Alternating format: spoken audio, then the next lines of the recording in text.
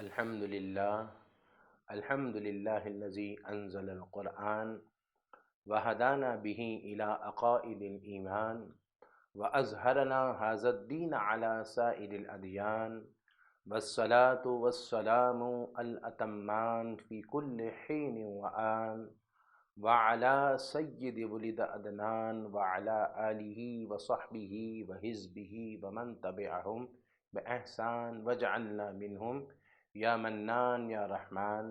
الحمدللہ. یا ایہا الذین آمنوا اتقوا اللہ وابتغوا الیہ الوسیلہ وجاہدوا فی سبیلہ لعلکم تفلحون. صدق اللہ العظیم. حاضرین اور سامعین اور سامعات اور حاضرات ناظرین، الحمدللہ رمضان ٹی وی اسکاٹ لینڈ کے اس پروگرام میں اسلام اور روحانیت کے حوالے سے فقیر مولانا صادق نقشبندی آپ کے سامنے حاضر خدمت ہے. آج آپ کے سامنے مرید کیسا ہونا چاہیے، مرید کا انداز زندگی کیسا ہونا چاہیے، اس پر فقیر کچھ آپ کے سامنے لب کشائی کرنے کی کوشش کرے گا. اللہ تعالیٰ سے دعا ہے کہ اللہ تعالیٰ مجھے بھی عمل کرنے کی توفیق دے اور مرید کامل بننے کی مجھے بھی توفیق دے، اور آپ کو بھی جو ہے مرید کامل بننے کی توفیق دے. ظاہر مرید تبھی ہوگا جب مرشد ہوگا، کامل ہوگا، پیر ہوگا تو ہی بندہ مرید ہوگا. اس کے حوالے سے میں ایک مثال دے کر قرآن پاک کی ایک آیت مقدسہ کے حوالے سے عرض کرتے ہوئے آگے بڑھنا چاہوں گا کہ حضرت موسیٰ علیہ السلام نے اللہ تعالیٰ سے عرض کیا کہ اے اللہ، مجھ سے زیادہ علم رکھنے والا کوئی ہے؟ تو اللہ تعالیٰ نے حضرت موسیٰ علیہ السلام کو جواب میں فرمایا ہاں. کہا کہاں ہے؟ کہا کہ وہ ساحل سمندر کی چٹان کی جانب موجود ہے. اب وہ موسیٰ کلیم اللہ ہیں جن کو اللہ تبارک و تعالیٰ نے توریت عطا فرمائی، اور اس سے پہلے یعنی توریت تو عطا فرمائی ہی تھی مگر فرعون سے نجات بھی عطا فرما دی تھی. فرعون سے نجات، جس فرعون کو دریائے نیل میں غرق کر دیا تھا، رستہ ایک ہی تھا مگر اس رستے میں رہبری ایک موسیٰ کلیم اللہ کر رہے تھے اور دوسری جانب فرعون کر رہا تھا.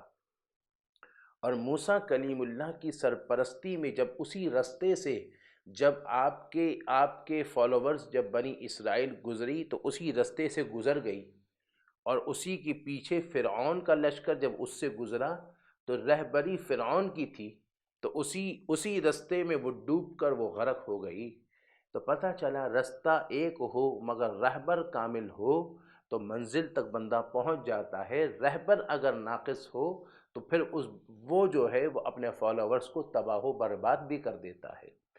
اب وہ موسیٰ کلیم اللہ جن کو توریت عطا کی گئی، جن کو اللہ رب ذوالجلال سے ہم کلامی کا شرف بھی حاصل ہوا، اور ہم کلامی کا شرف حاصل ہوا اس کے بعد اور علم کے اندر اتنے بڑے مقام پر ہیں، پھر بھی جب پتہ چلا کہ ہاں کوئی ایسا علم والا ہے تو آپ ان سے ملنے کے لیے بے قرار ہوئے اور ان سے ملنے کے لیے رخت سفر باندھنے لگے. پوچھا اے اللہ وہ کہاں ہیں؟ یہ آپ اور ہمارے لیے بھی ایک نصیحت ہے کہ اگر کوئی بندہ علم میں آ چکا ہو، علمیت اس نے سیکھ چکی ہو، علمیت کے میدان میں وہ آگے آ چکا ہو، تو وہ یہ نہ سمجھے کہ بس بہت علم ہو گیا اب مجھے کسی اور کی ضرورت نہیں، بلکہ اس کو چاہیے کہ وہ اور بھی کامل کے تلاش میں رہے اور ان کاملین کی سرپرستی کو حاصل کرنے کی کوشش کرے، اس کے لیے تگ و دو کرے. یہ ایک نصیحت موسیٰ کلیم اللہ علیہ السلام سے ہم کو ملتی ہے. آپ نے اللہ سے عرض کیا، اللہ نے فرمایا کہ وہ ساحل سمندر کی چٹان کی جانب موجود ہے. کہا کہ اے اللہ ساحل سمندر میں چلتا جاؤں مگر کیسے پتہ چلے وہاں؟ تو کہا ایک مچھلی اپنے ساتھ لے لو اور اس کو کھانا ہے تو کھاتے بھی جاؤ، اور جب وہاں پہنچو گے جہاں وہ اللہ کا مقبول بندہ موجود ہے، میرا مقبول بندہ موجود ہے، جب اس جانب پہنچو گے تو وہ مچھلی نکل کر وہ سمندر کی جانب رواں دواں ہو جائے گی. آپ سفر میں اپنے شاگرد حضرت یوشع کو لے کر روانہ ہوئے اور آگے بڑھتے بڑھتے ایک مقام پر پہنچے. آپ نے نکالی مچھلی اور تناول بھی فرمائی، پھر رکھ دیا اور آگے بڑھے. ایک جگہ پر آپ استراحت کے لیے آرام کے لیے لیٹے، اور جب آرام کے لیے آپ وہاں پر لیٹے، آپ کے شاگرد حضرت یوشع جاگ رہے تھے کہ اس اسنا میں وہ مچھلی وہاں سے نکلی اور پانی کی جانب وہ ساحل میں وہ اندر چلی گئی۔ جب اندر گئی تو آپ کے شاگرد نے دیکھا اور سوچا کہ حضرت موسیٰ علیہ السلام کی جب آنکھ کھلے گی تو میں آپ کو بتاؤں گا کہ ایسا ایسا معاملہ ہوا۔ مگر وہ جب حضرت موسیٰ علیہ السلام بیدار ہوئے اور آپ رخت سفر باندھ کر آگے بڑھے تو ان کے جو شاگرد تھے ان کو یاد نہ رہا، اور آگے بڑھنے کے بعد جب ایک مقام پر پہنچے تو موسیٰ کلیم اللہ نے فرمایا کہ اب نکالو کھائیں۔ جب نکالا تو کہا مچھلی کہاں ہے؟ کہا کہ حضرت جہاں آپ آرام فرما رہے تھے اس جگہ پر وہ مچھلی نکل کر پانی میں چلی گئی۔ فرمایا وہیں تو جانا تھا؟ کہنا اچھا۔ پھر لوٹ کر آئے، اور لوٹ کر آئے تو وہاں پر ایک شخص کو دیکھا، سلام کیا، پوچھا کون؟ ان شخص نے پوچھا آپ کون ہیں؟ تو آپ نے کہا میں موسیٰ ہوں۔ تو انہوں نے کہا آپ کون سے موسیٰ ہیں؟ کیا بنی اسرائیل کے موسیٰ ہیں؟ کہا جی ہاں۔ تو کہا اچھا۔ پھر ہم کلامی ہوئی۔ ہم کلامی کے بعد موسیٰ کلیم اللہ نے آپ سے فرمایا کہ میں آپ کے ساتھ رہنا چاہتا ہوں، آپ کے ساتھ رہنا چاہتا ہوں۔ آپ نے فرمایا حضرت وہ جن سے ملاقات کی ان کا نام حضرت خضر علیہ السلام تھا۔ آپ نے فرمایا نہیں، آپ میرے ساتھ نہیں رہ سکتے۔ کہا نہیں، کہنے لگے آپ میرے ساتھ نہیں رہ سکتے۔ انہوں نے کہا حضرت میں آپ کے ساتھ رہنا چاہتا ہوں، آپ کی صحبت چاہتا ہوں، آپ کے ساتھ سفر کرنا چاہتا ہوں، آپ مجھے ساتھ لے جائیے۔ جب انہوں نے بڑا اصرار کیا موسیٰ کلیم اللہ نے، تو حضرت خضر علیہ السلام نے کہا ایک شرط پر میں آپ کو اپنے ساتھ لے جانے کے لیے تیار ہوں۔ تو موسیٰ کلیم اللہ نے کہا کیا؟ کہنے لگے آپ میرے ساتھ رہیں مگر میرے کسی معاملات میں آپ کچھ بھی نہیں بولیے گا، آپ کوئی آبجیکشن نہیں کیجیے گا، آپ کچھ نہیں کہیے گا، آپ خاموش رہیں گے۔ اگر یہ شرط آپ کو قابل قبول ہے، آپ اس پر راضی ہیں تو پھر ٹھیک ہے، نہیں تو نہیں۔ تو موسیٰ کلیم اللہ نے فرمایا کہ ہاں ٹھیک ہے، میں آپ کے ساتھ چلوں گا مگر آپ کے کسی معاملات میں کچھ بھی نہیں بولوں گا۔ اب چلتے چلتے جب ایک مقام پر پہنچے تو وہاں پر کشتی میں سوار ہوئے۔ کشتی میں حضرت موسیٰ علیہ السلام، حضرت خضر علیہ السلام اور آپ کے یہ شاگرد حضرت یوشع بن نون یہ ساتھ میں موجود تھے، اور اس کشتی کے مالک نے آپ سے جو ہے وہ اس کا جو ہے نا وہ بھی نہیں لیا، کرایہ بھی نہیں لیا۔ تھوڑی دیر کے بعد حضرت خضر علیہ السلام نے کوئی کلہاڑی نکالی اور کشتی کے اندر آپ نے سوراخ کر دیا۔ موسیٰ کلیم اللہ جلال میں آ گئے اور فرمایا لتغرق اہلھا، آپ چاہتے ہیں کہ آپ یہ سارے کشتی والے ہلاک ہو جائیں، غرق ہو جائیں، ڈوب جائیں؟ آپ یہ کر کے آ رہے ہیں؟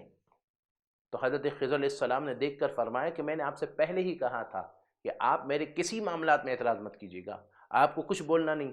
کہا کہ اچھا حضرت اب میں کچھ نہیں کہوں گا، اب بس معذرت چاہتا ہوں، مجھے آپ جو ہے وہ ناراض مت ہوئیں، مجھے آپ اپنے ساتھ رکھیں۔ خیر آگے بڑھے۔ جب آگے بڑھ کر آپ اس کشتی سے نیچے اترے اور آگے جب جانے لگے تو ایک بچے کو دیکھا، وہ بچہ کھیل رہا تھا، وہ کھیل رہا تھا۔ اس بچے کو لے کر حضرت خضر علیہ السلام نے اس کو وہیں پر جان سے مار دیا، اور جب جان سے مارا تو حضرت موسیٰ کلیم اللہ ویسے بھی جلالی طبیعت کے تھے، غصے والے تھے، آپ کو بڑا غصہ آیا۔ آپ نے فرمایا کہ آپ نے قتلت نفسا زکیہ، آپ نے جو ہے وہ بچے کو قتل کر دیا، تو آپ نے بچے کو قتل کر دیا، یہ کیا کر دیا آپ نے؟ تو آپ پھر غصے میں آئے۔ آپ نے حضرت خضر علیہ السلام نے فرمایا کہ میں نے آپ کو پہلے ہی کہا تھا کہ آپ کسی معاملات میں میرے نہیں بولیں گے۔ کہنے اچھا اچھا حضرت میں معذرت چاہتا ہوں مگر یہ کہ آپ ناراض مت ہوئیے گا۔ تھوڑی دیر آگے بڑھے، اور آگے بڑھنے کے بعد اس گاؤں میں پہنچے۔ وہاں اس دور میں یہ ہوتا تھا کہ کوئی بندہ باہر سے آتا تو باقاعدہ اس کی مہمان نوازی کی جاتی، وہ جتنے دن رہتا اس کو کھانا وانا کھلانا اس گاؤں کی، اس علاقے والوں کی ذمہ داری ہوتی، وہ لازم ہوتا۔ چونکہ اس دور میں نہ ہوٹل تھے، نہ اس وقت وہاں پر ریسٹورنٹ تھے، نہ وہاں پر کچھ کھانے کا کوئی ذریعہ تھا، تو اس دور میں کوئی بندہ آتا تو اس بندے کو وہاں پر کھانا کھلایا جاتا، وہ کھلانا ان قبیلے والے اس گاؤں والوں کے اوپر لازم ہوتا۔ اب موسیٰ کلیم اللہ خضر علیہ السلام اور آپ کے شاگرد جب پہنچے اور ان سے کہا کہ ہمیں کھانے کو کھلائیے، کچھ ہم بھوک میں ہیں، انہوں نے منع کر دیا۔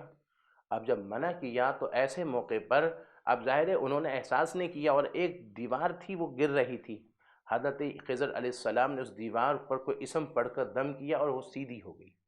آپ نے کہا کہ آپ چاہتے تو اس کی آپ اجرت لے سکتے تھے، آپ اجرت لے کے لگے، اجرت بھی نہیں، تو اجرت بھی نہیں لی۔ تو حضرت موسیٰ علیہ السلام کو اور بھی وہ ہوا کہ اجرت بھی نہیں لی، اور وہاں ایسا آپ نے کیا۔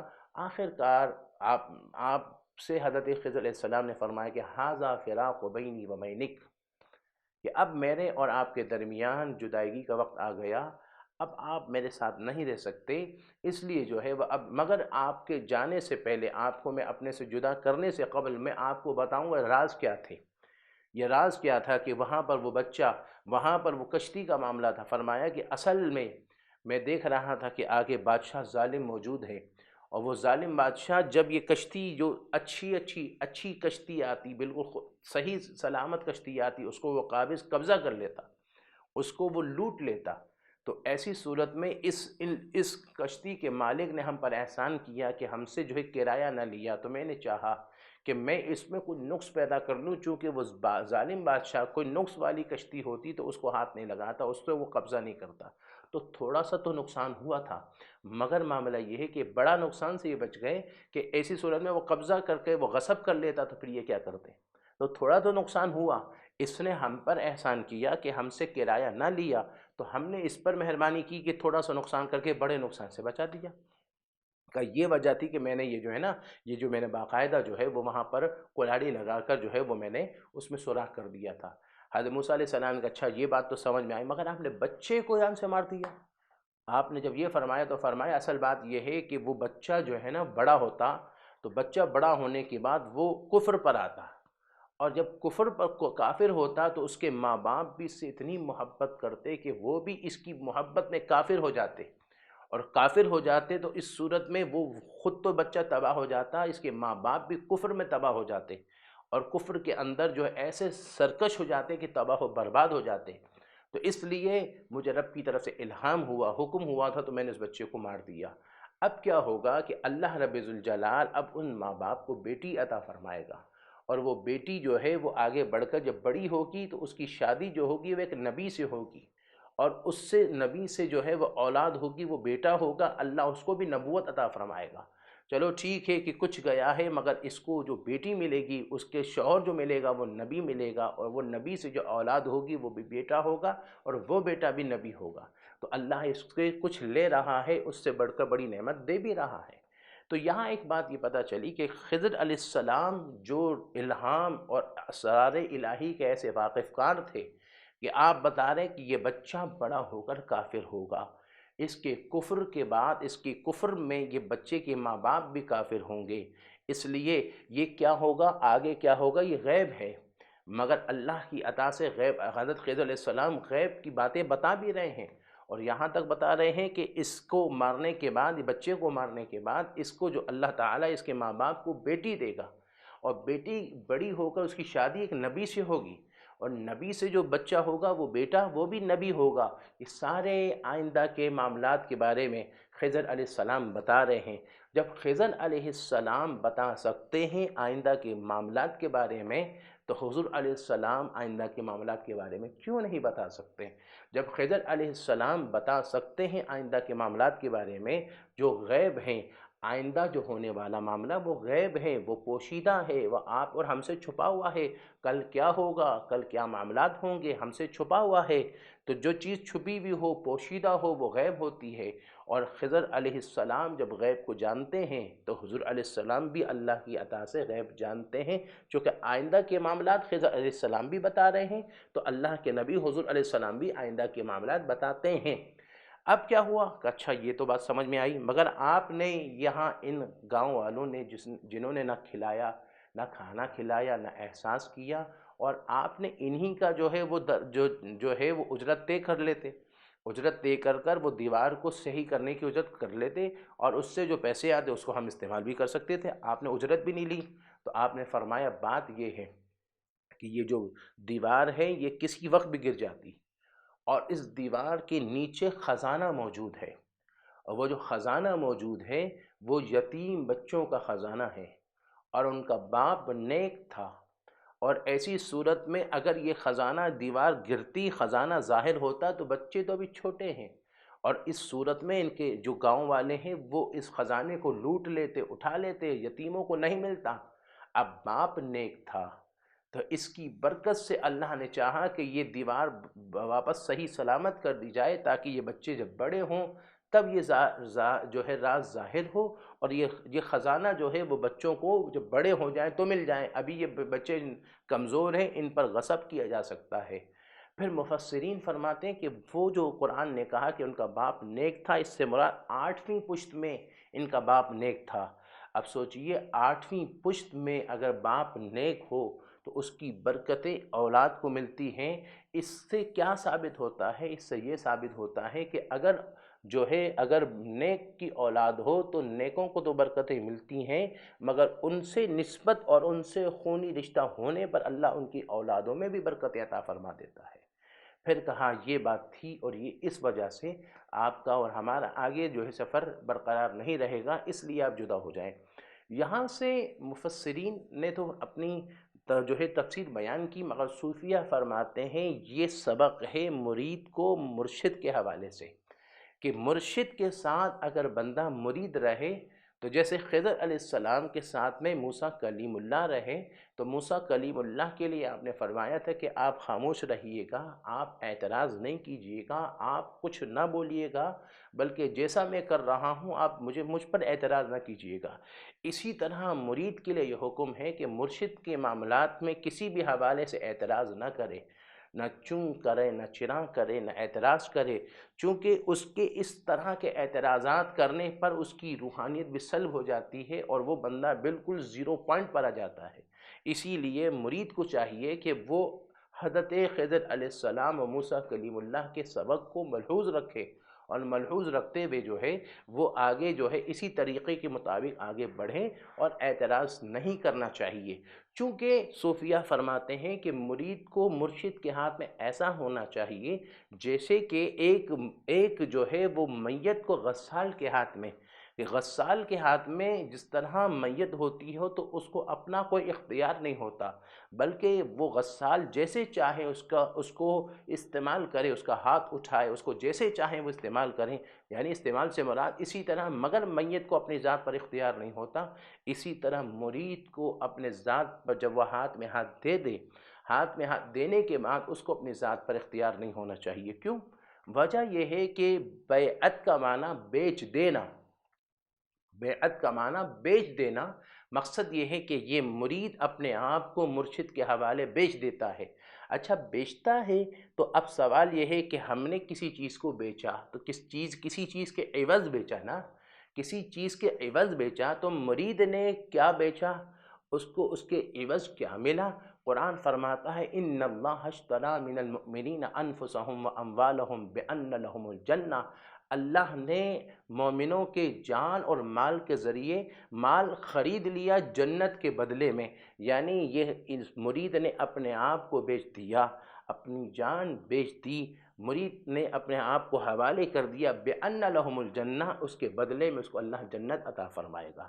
تو اب یہاں پر یہ عرض کروں گا، اب بات چل رہی تھی خضر علیہ السلام کی، اور خضر علیہ السلام کے بارے میں پوچھا گیا کہ یہ ہے کیا، یہ نبی ہیں یا غیر نبی ہیں؟ تو اعلیٰ حضرت امام احمد رضا خان بریلوی علیہ رحمت سے پوچھا گیا کہ حضرت یہ بتائیے خضر علیہ السلام نبی ہیں یا نہیں ہیں؟ آپ نے فرمایا نبی ہیں۔ پوچھا اس کی دلیل کیا ہے کہ حضرت خضر علیہ السلام نبی ہیں، اس کی دلیل کیا ہے؟ تو آپ نے فرمایا اس کی دلیل یہ ہے کہ یہاں پر کہا گیا کہ موسیٰ کلیم اللہ نے کہا مجھ سے زیادہ کوئی علم رکھتا ہے، تو اللہ نے فرمایا ہاں آپ سے زیادہ کوئی علم رکھنے والا اور وہ خضر ہے۔ تو اب یہاں کلیم اللہ، موسیٰ کلیم اللہ نبی ہیں، اور نبی کی علم سے زیادہ ولی علم نہیں رکھ سکتا، جبکہ نبی سے علم رکھنے والا وہی ہوگا جو نبی ہوگا۔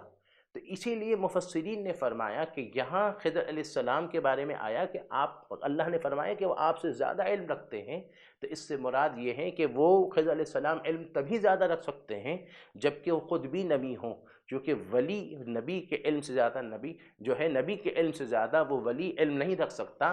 اسی لیے علماء نے کہا، جمہور کا یہ نظریہ ہے کہ خضر علیہ السلام نبی ہیں۔ اب ایک مزے کی بات اور ایک لطافت کی بات آپ کو عرض کرتے ہوئے آگے بڑھوں، اور یہ عرض کرنے کا مقصد کیا ہے وہ بھی عرض کر دوں۔ خضر علیہ السلام کا اب جو میں بات کہہ رہا ہوں یہ بات آپ اپنے ذہن میں بٹھا دیجئے، کیونکہ آگے جب میں بات کہوں گا تو آپ کہیں گے کاش یہ بات پہلے ہی یاد کر لیتا یا تو ریپیٹ کر لیتا تاکہ یہ بات کا فائدہ ہم کو اور آپ کو حاصل ہو جاتا۔ وہ بات یہ ہے کہ خضر علیہ السلام کے نام عارفین فرماتے ہیں جس کو حضرت خضر علیہ السلام کا نام یاد ہو، آپ کے والد کا نام یاد ہو، آپ کا لقب یاد ہو، اس کا خاتمہ ایمان پر ہوگا۔ جن کو خضر علیہ السلام کا نام یاد ہو، آپ کے والد کا نام یاد ہو اور آپ کا لقب یاد ہو، وہ جو ہے اس کا خاتمہ ایمان پر ہوگا۔ اب آپ کا نام کیا ہے؟ خضر علیہ السلام کا نام بلیہ ہے، بلیہ، اور آپ کے والد کا نام ملکان ہے، اور آپ کا لقب خضر ہے، خضر کے جو ہے وہ ہے خضر ہے۔ تو اب یہاں صوفیہ نے فرمایا کہ جن کو آپ کا نام یاد ہو بلیہ، آپ کے والد کا نام ملکان یاد ہو اور آپ کا لقب یاد ہو، اللہ رب ذوالجلال اس کی برکت سے جو ہے اس بندے کو جو ہے وہ مقام جو دے گا، وہ مقام وہ عطا فرمائے گا کہ خاتمہ اس کا ایمان پر ہوگا۔ خضر کا معنی سبزہ، اور اللہ رب ذوالجلال کے یہ پیارے ہیں، ان کا نام سبزہ، یعنی ان کا لقب کا معنی سبزہ کیوں؟ خضر کیوں کہا جاتا ہے؟ اصل وجہ یہ ہے کہ آپ کا یہ اس کے بارے میں مفسرین نے دو قول نقل فرمایا۔ ایک قول یہ ہے کہ خضر علیہ السلام کا یہ تھا کہ سبزہ اس لیے کہا جاتا تھا کہ جہاں آپ نماز ادا کرتے تھے، اللہ رب الجلال اس جگہ جہاں آپ نماز ادا فرمایا کرتے تھے، اس جگہ کو سبزہ فرما دیتا تھا، وہ سرسبز و شاداب ہو جاتی تھی۔ جس طرح حضرت آدم علیہ السلام کو اللہ نے یہ کمال عطا فرمایا تھا کہ جب آپ روانہ ہوتے تھے، جہاں آپ کا قدم لگتا تھا وہاں سبزہ ہوتا تھا، جہاں سے آگ بڑھتے تھے اور قدم نہیں لگتا تھا وہ جگہ ویران ہوتی تھی۔ تو اسی طرح خضر علیہ السلام کو اللہ نے یہ مقام عطا فرمایا کہ جہاں آپ نماز ادا کرتے تھے وہ جگہ سبزہ ہو جاتی تھی، وہ سرسبز و شاداب ہو جاتی تھی۔ سرسبز و شاداب کا ہونا بھی علامت ہے کہ یہاں برکت ہی برکت ہے، یہاں اجاڑا پن نہیں ہے، یہاں اجاڑ پن نہیں ہے، یہاں ویرانیاں نہیں ہیں۔ جہاں پر خضر علیہ السلام کے قدم لگ جائیں وہاں برکت ہی برکت ہوتی ہے، جہاں خضر کے قدم لگ جائیں وہاں برکت ہوتی ہے، جہاں کسی ولی کے قدم لگے وہاں کیا ہوتا ہے وہ اس مختصر سے بریک کے بعد میں آپ کے سامنے عرض کروں گا کہ جہاں ولیوں کے قدم لگتے ہیں وہاں کیا ہوتا ہے۔ خوش آمدید ناظرین، رمضان ٹی وی اسکاٹ لینڈ کے اس پروگرام میں فقیر مولانا صادق نقشبندی حاضر خدمت ہے۔ جس طرح میں عرض کیا کہ خضر علیہ السلام کے جہاں قدم مبارک لگے وہاں برکت، وہاں شادابی، وہاں پر برکت ہی برکت۔ جہاں اللہ کے نیک بندے کا قدم لگے، جہاں وہ رہیں، ہم تو تلاش کرتے ہیں کہ کوئی مالدار پارٹی ہمارے پڑوس میں رہے تو اس کے ہمیں فائدہ ہو، کہ ہمارے لنک بنے، ان سے ہمارا تعلق بنے، اس کا ہم کو فائدہ ہو۔ اور اسی طرح ہم اگر کوئی نیک بندہ، اچھا کوئی اللہ کا نیک بندہ، اللہ کا ولی اگر وہ کہیں رہ رہا ہو کہیں پر، تو ہم ان کے قریب کہتے ہیں یہ مولانا صاحب، یہ پیر صاحب، ان کے ساتھ قرب میں رہنے کا کیا فائدہ؟ اور ہم کو جب یہ حدیث شریف جب آپ سنیں گے تو آپ بھی متعجب ہوں گے۔ میرے آقا، آپ کے آقا، میرے محبوب، آپ کے محبوب، رب کے محبوب فرماتے ہیں کہ جس جگہ اللہ کا نیک بندہ رہتا ہے، اللہ تعالیٰ وہاں کے رہنے والے 100 گھروں پر سے مصیبتوں کو دور فرما دیتا ہے۔ 100 گھروں کی جو رہنے والے، ارد گرد رہنے والے 100 گھروں کی مصیبتوں کو دور کر دیتا ہے۔ اب یہاں دو باتیں، ایک بات یہ ہے کہ جہاں وہ اللہ کا ولی اگر رہے وہ جگہ ایسی متبرک ہوتی ہے، ایسی برکت والی ہوتی ہے کہ وہ گھر تو برکت والا ہوتا ہی ہوتا، جہاں وہ اللہ کا نیک بندہ ہوتا ہے وہ گھر تو برکت والا ہوتا ہی ہوتا۔ جب وہ گھر والا برکت والا تو اس کا مطلب اس گھر میں مصیبتیں نہیں ہوں گی، چونکہ جس گھر میں وہ رہے اس کے ارد گرد کے 100 گھروں سے مصیبتیں دور ہوں تو اس گھر میں کیسے مصیبت رہے گی؟ پھر اس کی برکت سے 100 گھروں کو اللہ اس کی مصیبتوں کو دور فرما دیتا ہے۔ یہ برکتیں ہیں۔ اب جو پڑوس میں رہنے والے ان کو اتنی برکت مل جائے تو جو اس ولی کے ہاتھ میں بیعت کر لیتا ہو، ان کا مرید بن جاتا ہو، اس کی عقیدت ان کی عقیدت میں آ جاتا ہو، تو اس پر کتنی مہربانیاں ہوتی ہوں گی۔ اور یہ صحبت اور قرب کے حوالے سے ایک دفعہ مولانا قاسم نانوتوی سے کسی نے کہا کہ حضرت، کسی اللہ کے ولی کے قریب میں اگر کوئی دفن ہوتا ہے، ان کے قریب میں اگر ان کو دفن ہو جائے تو اس کا کوئی فائدہ ہوتا ہے یا نہیں ہوتا؟ تو آپ نے جب یہ سوال کرنے والا جب سوال کر رہا تھا تو اس دور میں آج کی طرح یہ پنکھا نہیں تھا، بلکہ ہاتھوں کا پنکھا ہوتا اور وہ ہاتھوں سے پنکھا کیا جاتا، اور آپ کا کوئی خادم کھڑے ہو کر آپ کو پنکھا کر رہا تھا، اور جب پنکھا کر رہا تھا تو ایسی صورت میں آپ نے جواب میں کہا کہ ہاں فائدہ ہوتا ہے۔ اس شخص نے کہا حضرت کیا فائدہ ہوتا ہے؟ آپ نے اشارہ کیا پنکھے والے کی طرف دیکھ کر، فرمایا یہ فائدہ ہوتا ہے۔ تو اس نے کہا حضرت کیا مقصد؟ فرمایا کہ یہ پنکھا کس کو کر رہا ہے؟ کہنے لگے وہ آپ کو کر رہا ہے. کہنے لگے ہوا تم کو آ رہی ہے نہیں آ رہی؟ کہا جی ہاں ہمیں آ رہی ہے. فرمایا اسی طرح یہ جب اللہ کا ولی جہاں ہوتا ہے اس پر خدا کی رحمتیں برستی ہیں، مگر جو اس کے ارد گرد ہوتا ہے اس پر بھی کچھ نہ کچھ رحمتیں برسنا شروع ہوتی ہے. جس طرح اب پنکھا تو یہ مجھے بھی کر رہا ہے مگر ہوا تم کو بھی آ رہی ہے، اسی طرح جب کہیں اللہ کا ولی ہوتا ہے رحمتیں اس پر برستی ہے مگر اس کے ارد گرد بھی ہوتے اس پر بھی رحمتیں برستی چلی جاتی ہے. یہاں ایک بات عرض کرتا چلوں، مرشد اگر آپ سے محبت کرے تو اس سے صحیح کامل فائدہ نہیں ہوگا، جبکہ کامل فائدہ تب ہوگا جب آپ اپنے مرشد سے بڑی محبت کریں، والہانہ محبت کریں. چونکہ وجہ اس کی یہ ہے کہ مرشد تو اپنے تمام مریدوں سے یکساں محبت کرتا ہے، وہ سب سے محبت کرتا ہے، وہ اپنے سارے مریدوں سے محبت کرتا ہے. مگر بات تب ہوتی ہے جب مرید اپنے مرشد سے بڑی محبت رکھے اور والہانہ محبت رکھے.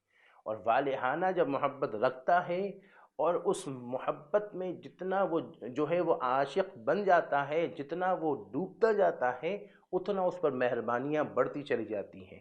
یہاں پر ایک بات عرض کرتے ہوئے آگے بڑھنا چاہوں گا کہ بابا فرید رحمۃ اللہ علیہ جو ہے وہ اپنے مرشد کی خدمت میں تھے. ان کے لیے باقاعدہ ایک کمرہ تھا جس کمرے میں آپ چلہ کیا کرتے تھے، عبادت و ریاضت کرتے تھے، اور وہیں پر آپ ذکر و اذکار، چلہ کشی، ریاضت میں لگے رہتے تھے. اور خوش قسمت وہ لوگ ہیں جن کو یہ موقع میسر آتے ہیں کہ جو ریاضت میں لگے رہتے ہیں، جو عبادت و ذکر و اذکار میں کثرت سے لگے رہتے ہیں، اس میں ڈوب جاتے ہیں. ان دوران حضرت آپ کے مرشد تھے حضرت قطب الدین بختیار کاکی رحمۃ اللہ علیہ. حضرت قطب الدین بختیار کاکی رحمۃ اللہ علیہ جو ہے ان سے ملنے کے لیے حضرت خواجہ غریب نواز، جو کہ حضرت خواجہ غریب نواز حضرت قطب الدین بختیار کاکی کے مرشد تھے، وہ تشریف لائے تھے. اور پتہ چلا کہ بابا فرید یہاں پر ہیں، تو حضرت خواجہ غریب نواز نے کہا آئیے ہم جو ہے وہ فرید الدین سے ملتے ہیں. حضرت قطب الدین بختیار کاکی اور حضرت قطب الدین بختیار کاکی اور حضرت خواجہ غریب نواز دونوں تشریف لائے. بابا فرید رحمۃ اللہ علیہ تشریف فرما تھے. حضرت قطب الدین بختیار کاکی نے کہا کہ اپنے دادا مرشد کے پاؤں کو چومو. تو آپ آگے بڑھے اور آگے بڑھنے کے بعد آپ نے اپنے مرشد قطب الدین بختیار کاکی کے پاؤں کو چوم لیا. جب چوما اور اٹھے تو حضرت قطب الدین بختیار کاکی نے کہا کہ تم دادا پیر کے پاؤں کو چومو. پھر جھکے اور جھک کر پھر جو ہے وہ اپنے جو ہے وہ حضرت قطب الدین بختیار کاکی اپنے مرشد کے پاؤں کو چوم لیا. پھر اٹھے تو پھر قطب الدین بختیار کاکی نے فرمایا کہ تم میرے مرشد کے پاؤں کو چومو. تو آپ پھر جھکے اور جھکنے کے بعد آپ نے قطب الدین بختیار کاکی کے پاؤں کو تیسری مرتبہ چوم لیا. تو خواجہ غریب نواز رحمۃ اللہ علیہ نے کہا رک جاؤ. اور حضرت بابا فرید سے قطب الدین بختیار کاکی نے فرمایا کہ جب میں کہہ رہا ہوں کہ میرے مرشد کے پاؤں کو چومو تو تم ایسی صورت میں تم پھر کیوں بار بار میرے پاؤں کو چوم رہے ہو؟ تو انہوں نے عرض کیا کہ حضرت بات یہ ہے کہ میں آپ کے حکم کی تعمیل کرتے ہوئے میں جھکتا ہوں، مگر جب میں جھک کر آگے بڑھتا ہوں تو مجھے آپ کے پاؤں کے علاوہ کوئی پاؤں نظر ہی نہیں آتا ہے، تو پھر میں آپ ہی کے پاؤں کو چوم لیتا ہوں. تو حضرت بابا خواجہ غریب نواز رحمۃ اللہ علیہ نے فرمایا کہ ان کو اس حال میں رہنے دو اور فرمایا کہ یہ شہباز بڑے خوش قسمت ہو کہ تمہارے ہاتھ آیا ہے، اور ان کی جو ہے وہ پرواز تم جو ہے وہ پہنچانے کی بھرپور کوشش کرنا. تو یہ ہوتی ہے محبت مرشد میں ایسا فنا ہو جائے کہ اس کو اپنے مرشد کے علاوہ کوئی اور نظر ہی نہ آئے. جب بندہ مرید اپنے مرشد کی محبت میں فنا ہوتا جاتا ہے تو پھر اس پر مہربانیوں کا سلسلہ بڑھتا چلا جاتا ہے، اور جتنی وہ محبت میں فنا ہوتا ہے اتنی اس پر مہربانی بڑھتی چلی جاتی ہے. جس طرح حضرت خواجہ خود غریب نواز رحمۃ اللہ علیہ ایک جگہ موجود اور اپنے مریدوں کو آپ جو ہے وہ نصائح فرما رہے تھے، وعظ فرما رہے تھے، اور وعظ فرماتے فرماتے آپ جو ہے ایک جانب دیکھتے اور کھڑے ہو جاتے، پھر آپ بیٹھتے، پھر آپ ہم کلام ہوتے ہیں، اور اس کے بعد وعظ و نصیحت فرماتے اور کرتے کرتے پھر اچانک کھڑے ہو جاتے، پھر بیٹھ جاتے، پھر تھوڑی دیر کے بعد پھر کھڑے ہو جاتے. بار بار ایسا ہوا تو کسی مرید نے با ادب احترام عرض کیا کہ حضرت بات کیا ہے؟ آپ ہم سے وعظ و نصیحت فرماتے، ہم سے ہم کلامی فرماتے، آپ ہمیں اسرار و روحانیت کی باتیں بتاتے، قرب الہی کی منزل بتاتے، رب تک پہنچنے کے طریقے بتاتے، مگر جب ایک مخصوص جانب آپ کی نگاہ پڑتی تو آپ کھڑے ہو جاتے. معاملہ کیا ہے؟ اس کا راز کیا ہے؟ اس معاملے کی حقیقت کیا ہے؟ فرمایا پیارو میری نظر جب تم سب پر گزرتے گزرتے جب ایک جانب جب میری نظر پڑتی تو اس جانب اس رخ پر میرے مرشد حضرت عثمان ہارونی کا مزار ہے، جب ادھر میری رخ نظر پڑتی اس طرف میرا رخ پڑتا تو حجاب کے پردے ہٹ جاتے، میرے مرشد کا وہ مزار مجھے یہیں بیٹھے بیٹھے نظر آتا، تو جب مرشد کا مزار سامنے نظر آتا تو دل بے قرار ہوتا اور اندر عشق جو ہے وہ جھولتا اور جگمگاتا، اور پھر دل بے قرار ہو کر کہتا کھڑے ہو جاؤ کہ مرشد کا مزار سامنے ہو اور تم بیٹھے رہو، یا ادب کے خلاف ہے تو میں کھڑے ہو جاتا۔ پھر وہ تھوڑی دیر کے بعد پھر میں تمہاری طرف متوجہ ہوتا تو میں بیٹھ جاتا اور پھر ہم کلامی کرتا، وعظ و نصیحت کرتے کرتے رخ ادھر ادھر کرتے، جب ادھر رخ ہوتا مزار مرشد کی جانب پھر بے قرار ہو کر دل تڑپتا، دل مچلتا اور بے قراری کے عالم میں کھڑا ہوتا۔ یہ راز ہے۔ تو یہ بات یہ بتاتی ہے کہ جتنا بندہ اپنے مرشد کی محبت کے اندر جتنا احترام کرتا ہے اتنا اس پر مہربانیاں بڑھتی چلی جاتی ہیں۔ تو یہ ہم اور آپ کے لیے بھی نصیحت ہے کہ جتنا فیض و برکات کو حاصل کرنا چاہے اتنا اپنے مرشد سے محبت رکھے، اتنا اس سے اعتقاد مضبوط رکھے، اتنا ان کا احترام زیادہ سے زیادہ کرے۔ جتنا وہ زیادہ احترام کرتا جائے گا اتنی اس کی محبت بڑھتی چلی جائے گی۔ یہاں ایک اور واقعہ مجھے حضرت شیخ عبد القادر جیلانی کی یاد آئی کہ حضرت علی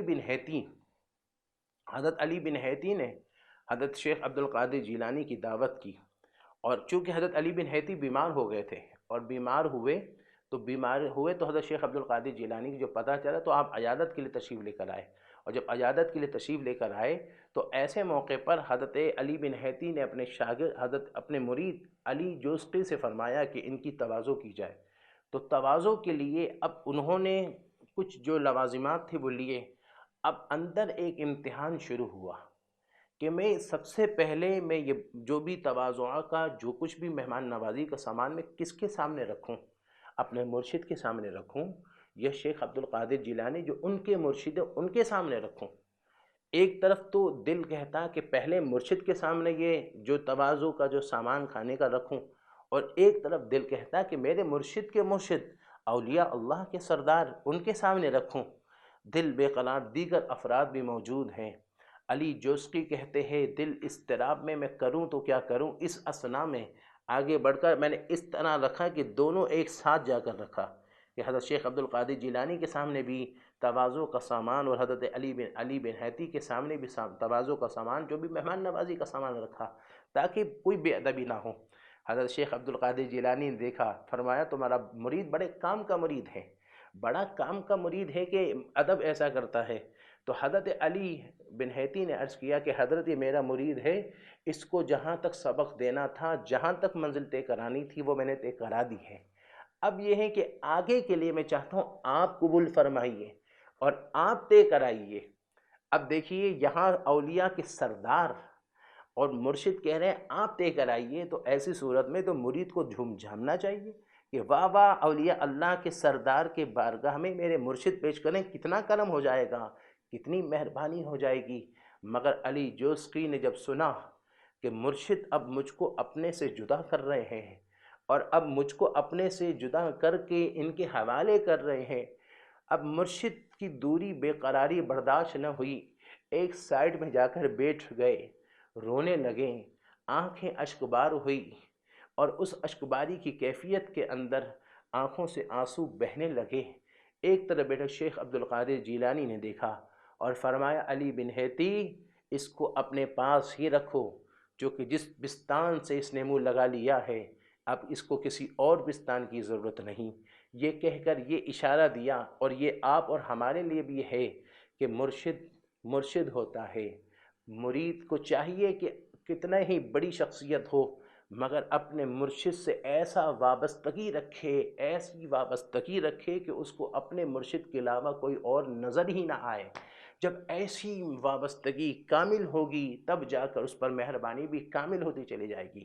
اور کبھی بھی اپنے مرشد پر اعتراض نہ کرنا، کبھی بھی یہ نہ سمجھنا کہ بھائی میں بہت کچھ ہو چکا ہوں، میری کیا بات ہے، میری کیا بات ہے، یہ اب اپنے مرشد میں اعتراضات نہ نکالنا۔ اچھا یہاں ایک بات عرض کرتا چلوں کہ بعض دفعہ یہ ہوتا ہے کہ مرید سب سے پہلے اپنے پیر بھائیوں میں اعتراضات نکالتا ہے، اور وہ اندر ہی اندر پیر بھائیوں میں خامیاں نکالنا شروع کرتا ہے، پھر اس کے بعد ان کی غیبتیں شروع کرتا ہے، پھر اس سے آگے بڑھنے کے بعد پھر مرشد کے معاملات میں اس کے دماغ میں مختلف تخیلات اور خیالات الٹے سیدھے آتے ہیں، یا پیر صاحب نے ایسا کر دیا، پیر صاحب نے ایسا بول دیا۔ مگر یہ بات یاد رکھو، جو کامل مرشد ہو، جعلی نہیں۔ آج کے دور میں آپ کو 90% جعلی ملیں گے، جعلیوں کے ہاتھ میں تو ہاتھ دینا ہی نہیں ہے۔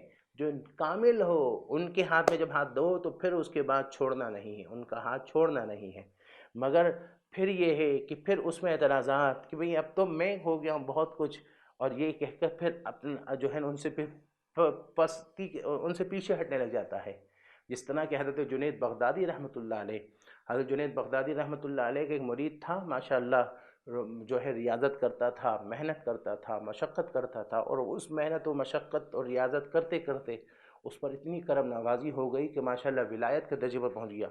اب نفس ہے نا، وہ نفس اس کو ورغلانے لگا اور کہنے لگے اب جنید بغدادی کیا ہے، میں خود ہی اتنے مقام پر پہنچ گیا ہوں، ایسا مقام ہے، اب مجھے جنید بغدادی کی ضرورت نہیں ہے۔ یہ کہہ کر وہ پیچھے وہ کرنے لگا، ہٹنے لگا، اب جنید بغدادی کے پاس آنا بھی چھوڑ دیا، اپنے آپ کو سمجھنے لگا کہ میں ہی بہت کچھ ہوں۔ ایک دن آیا اور آ کر جنید بغدادی رحمۃ اللہ علیہ سے کہا کہ ایک سوال کرنا چاہتا ہوں اور آپ اس سوال کا جواب دیجئے۔ اور یہ اس کا اپنا یہ ارادہ تھا کہ اس طرح جنید بغدادی کو میں تھوڑا سا وہ ان کو جو ہے ڈیگریڈ کرنے کی کوشش کروں گا۔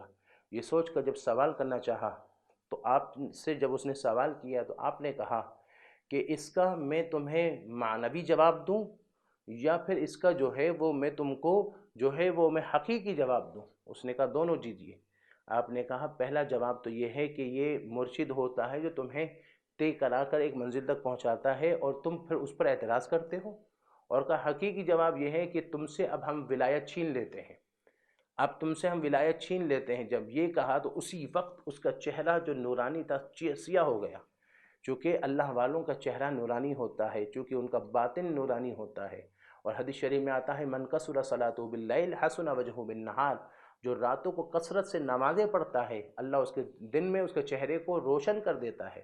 مگر جب جنید بغدادی نے کہا کہ ہم تمہاری ولایت چھین لیتے ہیں، اسی وقت اس کا چہرہ سیاہ ہو گیا، اس کا چہرہ سیاہ ہو گیا اور وہ رونے لگا، معافی مانگنے لگا، توبہ کرنے لگا، اور کہا حضرت میری ساری کیفیت چلی گئی ہے، اب میں تو بالکل زیرو ہو گیا ہوں، پلیز مجھے معاف کر دیجئے، بہت گڑ گڑانے لگا۔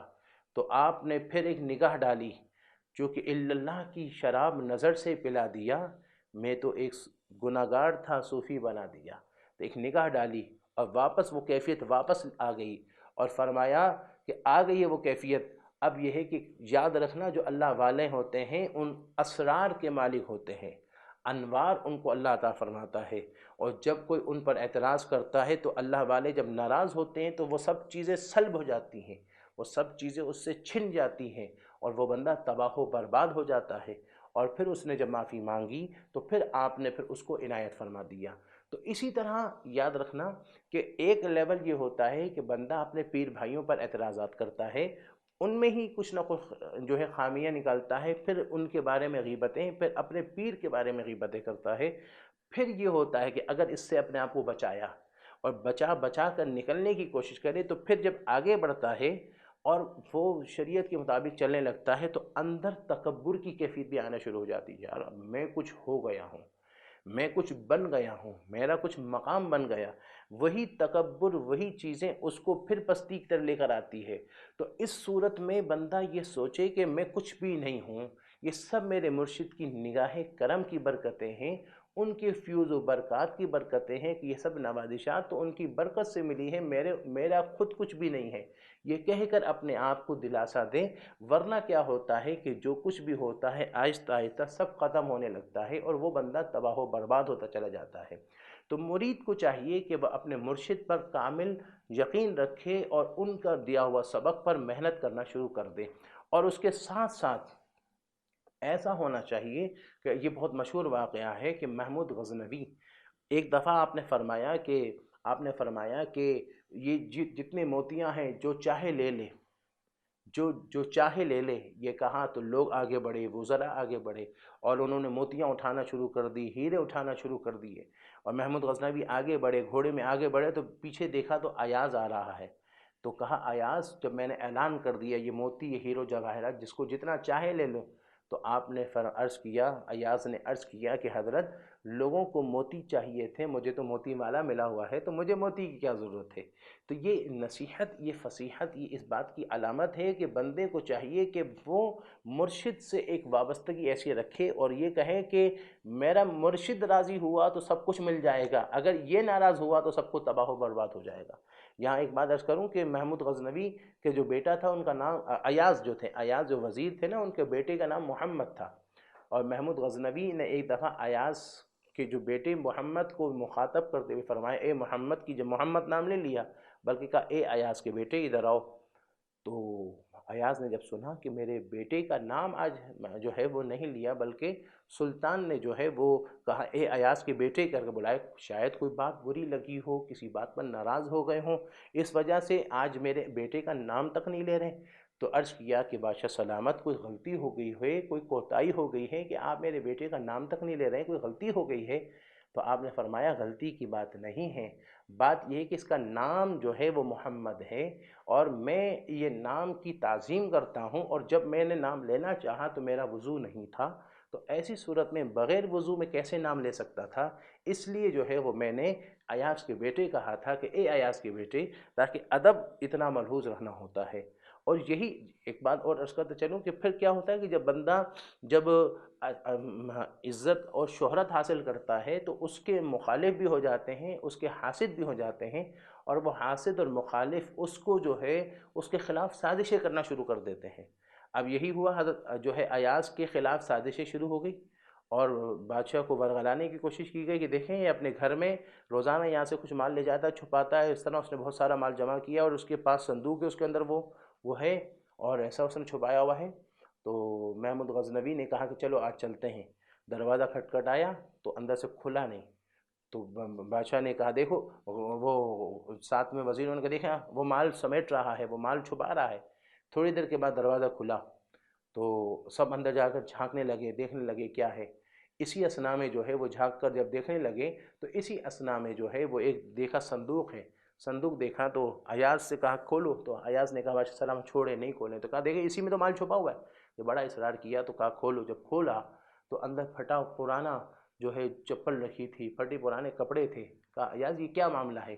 کہا کہ اصل معاملہ یہ ہے کہ بادشاہ سلامت، میں جب آپ کے پاس آیا تھا تو میرے پاس کچھ نہیں تھا، میں اسی حال میں آیا تھا، تو آج میں کہتا ہوں اپنے آپ سے کہ ایاز تو اپنے آپ کو بڑا نہ سمجھ، تیری تو حیثیت یہ تھی، یہ تو سب بادشاہ کا فضل ہے، یہ سب بادشاہ کی عطا ہے کہ انہوں نے مجھے ایسا مقام اور یہ سب کچھ عطا کیا، تو اگر نہیں تو تیری حیثیت تو یہ ہے۔ اسی طرح مرید کو چاہیے کہ اپنے احتساب کرے اور کہیں کہ آج جو کچھ بھی ہے یہ سب میرے مرشد کی عطا ہے، میرے مرشد نے نوازا ہے، اللہ تعالیٰ نے ان کو عطا کیا ہے، انہوں نے مجھ کو عطا کیا ہے، میری تو کوئی حیثیت نہیں۔ اس طرح کر کے اپنے آپ کو جو ہے وہ کرے، ورنہ وہ تکبر اور وہ انا، وہ غرور اس کو تباہ و برباد کر دیتا ہے۔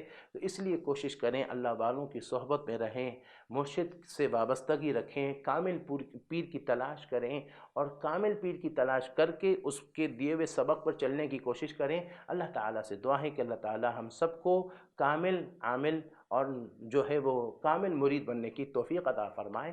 وما علینا الا البلاغ المبین۔